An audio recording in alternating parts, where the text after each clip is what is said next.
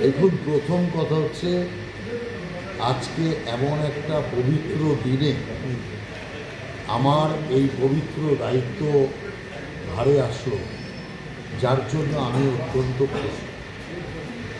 কারণ হোলি মানে হিরণ্যকশিপুর বোন প্রহ্লাদকে মারতে গিয়ে নিজেই আগুনে শেষ হয়ে গেল, আর সেই কারণের জন্যই অশুভের পতন, শুভের সূচনা হোলির মাধ্যমে করার রীতি চলে আসে। বৃন্দাবনে রাধা কৃষ্ণের এই হোলির পবিত্র দিনে আমার উপর এই গুরুদায়িত্ব যে চাপলো, তাতে আমি অত্যন্ত খুশি। আর একটা জিনিস, পার্টির সর্বত্র মেসেজ দিয়েছে। পার্টির বিভিন্ন ক্ষেত্রের কার্যকর্তারা যারা দীর্ঘদিন ধরে কাজ করছে, হয়তো তারা সেইভাবে দায়িত্ব পাচ্ছে না, তাদের কাছে মেসেজ এটা গেল যে পার্টি নজর রাখছে, পার্টি কাউকে ভোলে না। অন্তত আমার এই দায়িত্ব দেখার পর তাদের মধ্যে আশার আলো সঞ্চার হবে যে না, আমরাও হয়তো একদিন কোনো না কোনোভাবে লাইমলাইটে আসবো, দায়িত্বের স্রোতে আসবো। এটাই হচ্ছে সবচেয়ে বড় কথা। কিন্তু আমি কখনো হতাশ হই। আমি ঈশ্বরের কাছে এটাই প্রার্থনা করি যে আমি কালকে যা ছিলাম আজকেও তাই আছি, আগামী দিনেও যেন তাই থাকি। অহংকার যাতে কোনোভাবেই বাসা না বাঁধে, এটা ঈশ্বরের কাছে প্রার্থনা। দেখুন, বহু লোক আমাকে বলত যে আপনার মতো লোকের এটা হওয়া উচিত, সেটা হওয়া উচিত। নানান লোক নানান সময় বলত।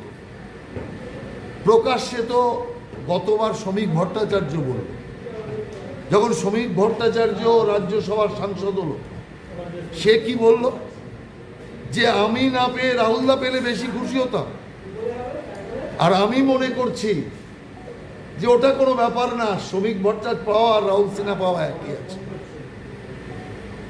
অতএব এই যে শ্রমিক ভট্টাচার্য নিজে ফিল করছে রাহুলদা পাওয়া উচিত ছিল, বেশি খুশি হতাম পেলে, কিন্তু আমি কিন্তু তার জন্য এক ফোঁটা মন ছোট করি।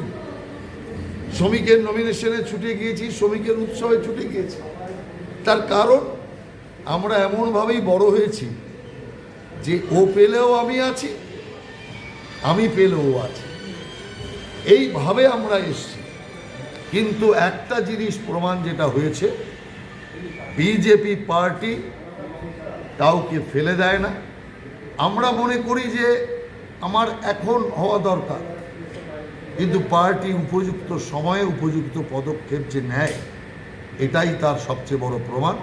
এবং স্বাভাবিকভাবে পশ্চিমবাংলার যে বেদনা, পশ্চিমবাংলার যে মানুষের হাহাকার, তাকে রাজ্যসভায় তুলে ধরবার, সংসদে সেটা ধ্বনিত করবার চেষ্টা আমি করব।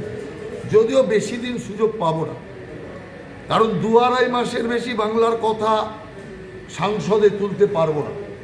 তার কারণ এখন যে বাংলাতে অগণতান্ত্রিক, অযোগ্য, বর্বর সরকার হয়েছে, সেই সরকার তো 2-2.5 মাস বাদে থাকবে না, তখন নতুন সরকার আসবে।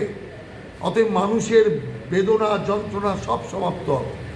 অতএব বাংলার কথা বেশি আর তোলার উপায় না থাকলেও রাষ্ট্রীয়ভাবে নরেন্দ্র মোদীর সরকার যে চমকপ্রদ কাজ করছে, যাকে বিভিন্ন বিরোধী রাজনৈতিক দল খাটো করবার চেষ্টা করছে, সেই বিষয় নিয়ে বক্তব্য রাখব। জনসমস্যা, মানুষের সমস্যা, রাষ্ট্রীয় সমস্যাকে আরও প্রাধান্য দিয়ে সংসদে তুলে ধরার চেষ্টা করব। যে গুরুদায়িত্ব পার্টি আমাকে দিয়েছে, সেই গুরুদায়িত্ব একসাথে পালন করার চেষ্টা করব। আর সবচেয়ে বড় কথা, আমি একা নই, আমি, আমার সাথে শ্রমিকও আছে, আমার সাথে আরও সাংসদরা আছে।